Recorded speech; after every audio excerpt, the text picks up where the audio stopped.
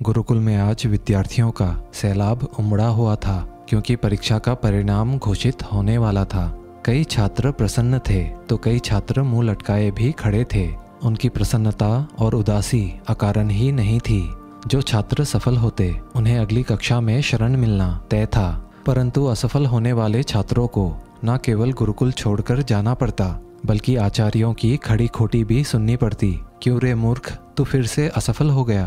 तुझे मैंने समय रहते समझाया था ना कि अगर इस बार तू सफल ना हुआ तो गुरुकुल से बाहर निकाल दिया जाएगा।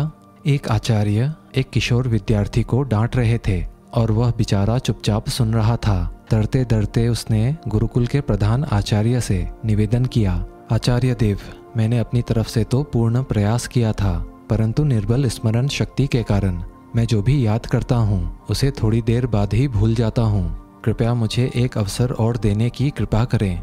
यदि तुझे कुछ स्मरण ही नहीं रहता तो फिर तू सफल कैसे हो पाएगा और तेरे विद्याधन करने का भी क्या लाभ होगा? यदि देवता भी तेरे ऊपर कृपा करे ना तो तुझ जैसे जड़ बुद्धि को सफल नहीं बना सकते।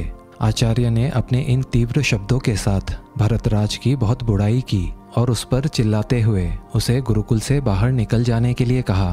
कक्षा के सभी छात्र उस पर हंसने लगे। वह बेचारा भी वहां से मुंह लटकाए अपने बोझिल कदमों के साथ वहां से निकल गया। अनेकों प्रश्न उसके मन में उथल पुथल मचाए हुए थे।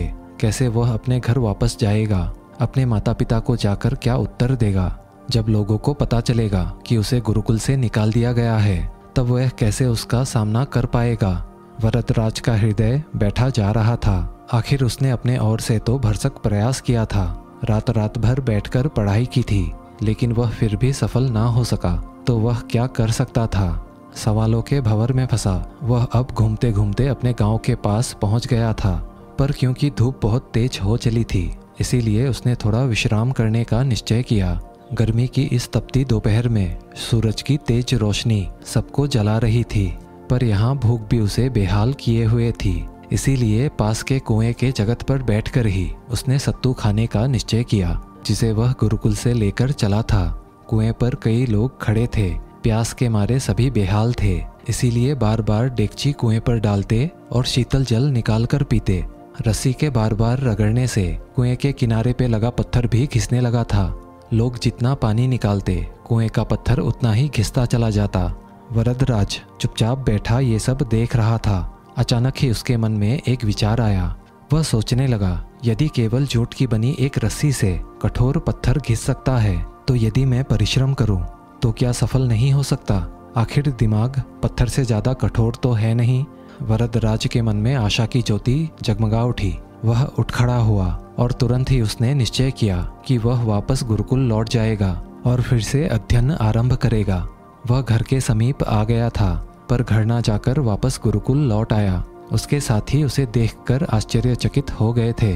उसकी बातें सुनकर आचार्य ने पहले तो उसे बहुत डांटा और उसकी बहुत बुराई की, पर फिर उसके बहुत अनय विनय करने पर, प्रार्थना करने पर द्रवित होकर उसे आचार्य ने गुरुकुल में दोबारा प्रवेश दे दिया। इस बार वरदराज ने अध्ययन में दिन रात एक कर दिया और जब परीक्षा का परिणाम आया तो संपूर्ण गुरुकुल स्तब्ध था। वरदराज न केवल सफल हुआ था बल्कि उसने संपूर्ण गुरुकुल में प्रथम स्थान प्राप्त किया था। एक समय जरमूर्ख समझने वाला ये बालक आगे चलकर संस्कृत का बहुत बड़ा विद्वान बना। उसने कई अद्वितीय ग्रंथों की रचना की। छात्र उसका शिष्य बनना गौरव की बात समझते थे, पर यह सब किसी जादू से संभव नहीं हुआ था। यह आश्चर्यजनक परिणाम उपजा था गहन अध्ययन से, कड़ी मेहनत से, कठोर परिश्रम और प्रबल इच्छा शक्ति के साथ ही यह असंभव कार्य संभव हुआ था। कामयाब लोग गलत नहीं कहते। निश्चय ही सफलता का पहला सीढ़ी है। सच्चा संकल्प एक ऐसा अचूक शस्त्र है जो कभी खाली नहीं जाता। यदि हम किसी भी कार्य को करने का संकल्प कर लें तो ऐसा कौन सा अवरोध है जो उसके मार्ग में चट्टान बनकर खड़ा हो जाए? निसंदेह ऐसा कुछ भी नहीं। करोड़ों युवाओं के प्रेरणा स्रोत स्वामी विवेकानंद ने एक बार कहा था, मुझे पूर्ण विश्वास है कि ब्रह्मांड में कोई भी शक्ति किसी भी व्यक्ति को उस चीज को हासिल करने से नहीं रोक सकती जिसका वह वास्तव में हकदार है। यदि मन अपने पूर्ण क्षमता में जागृत है तो हर चीज पाई जा सकती है। पहाड़ों को भी खाक में मिलाया जा सकता है। संकल्प ही जीवन में दूसरे किसी भी चीज से ज्यादा शक्तिशाली है। प्रबल इच्छा शक्ति के सामने हर चीज को झुकना ही पड़ता है, क्योंकि यह सीधे भगवान से आती है। एक शुद्ध और शक्तिशाली संकल्प सर्वशक्तिमान है। दोस्तों, आशा करते हैं आज की ये कहानी आपको अच्छी लगी होगी। वीडियो अगर अच्छी लगी हो तो इसे एक लाइक, अगर आप चैनल पे नए हैं तो चैनल को सब्सक्राइब भी कर ही लीजिएगा। मिलते हैं अगले वीडियो में, तब तक के लिए धन्यवाद।